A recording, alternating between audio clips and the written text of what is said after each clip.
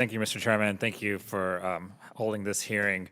I'm proud to represent Virginia, especially Northern Virginia is home to some of the most innovative companies that do really important work with the Department of Defense to support our national security, protect our country, keep our women safe who are in uniform. And our district in particular builds the chips that power many of the military vehicles and the circuit boards they sit on, the military components crucial to allowing soldiers to communicate and fight and defend our nation. And we build state-of-the-art technologies, products that prepare us for the future threats and the future of warfare. We're getting prepared for it because of the work being done by our contractors in Virginia, and especially proud of all the small businesses as well that work with the DOD to try to bring innovation, because a lot of times innovation comes from small businesses who are trying to do things differently than the bigger businesses and the major players. But we need both. We need everything. And these technologies are so important to our national security, and they actually have a lot of applications in the civilian world as well. A lot of industries have developed because of investments that DOD made. The internet's a good place for a good example of that, for instance.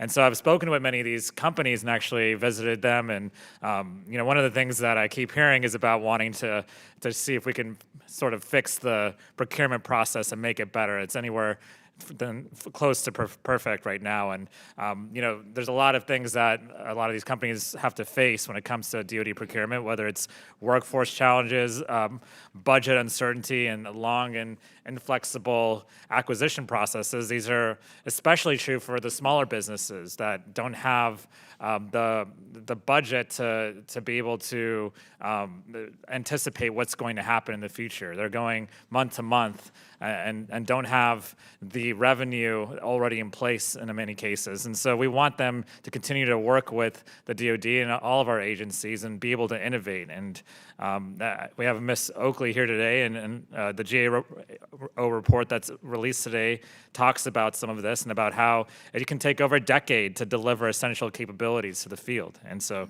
anytime I speak with folks in industry, they're also concerned about the uncertainty that Congress creates as well.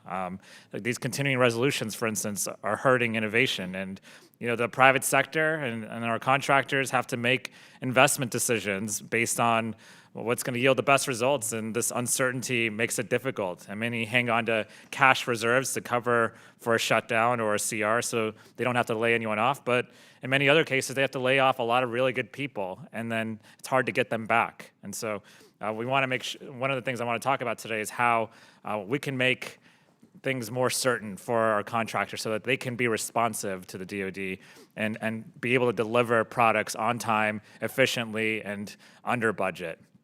And finally, I want to talk about the workforce of the DOD.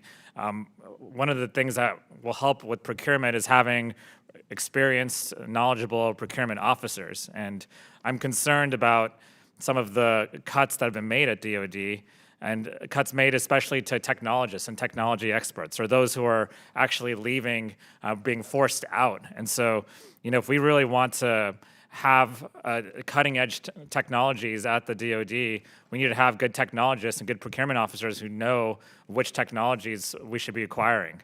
And I'll give you one example. The Office of the Director of Operational Tests and Evaluation, or DOT&E, this office was created by Congress in 1983 to be an independent advisor to the DOD on weapons testing, and many contractors in my district work with them on this, and it provides critical checks on the acquisition process and makes our weapons systems effective, reliable, and safe. But last month, the administration significantly cut the staff there, including halting all of its work with contractors. And this has led to a ripple effect of cuts to other organizations that support this work. And we now risk moving inadequately tested technologies to the field, which will only add further delays and cost increases. And so I want to thank the chairman and to all our witnesses for being here today.